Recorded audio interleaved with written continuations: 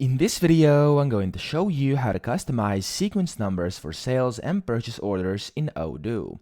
So it's actually quite simple.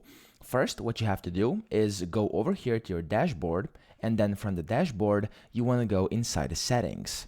Inside the settings, we're going to have to enable developer mode, and you can do this by scrolling down to the very bottom, and over here you will see different developer tools. Now it will say activate the developer mode with assets. As you can see, I am in the developer mode already because I have this bug icon up here. Let me just leave it for you right now so I can show you how to do it. There we go.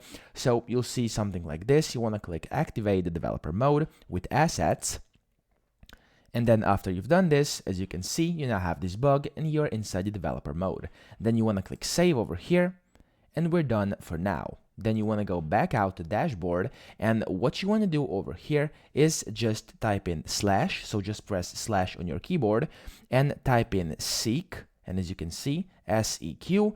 You can go inside settings and then technical and sequences and identifiers. This is where we want to go. So click on this.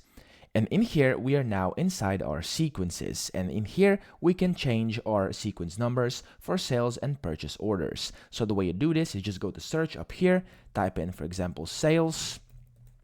There we go, and as you can see, this is the sales order. You can click on it and change whatever you would like. So just click in the field and change whatever you prefer. Okay, just like this, you can just type in, and once you're done, make sure you save it. Okay, up here, as you can see, you can click save manually if you want to save manually, or discard all changes. So that's the first one, and if I go out of here back, you can also see this is sales and then purchase.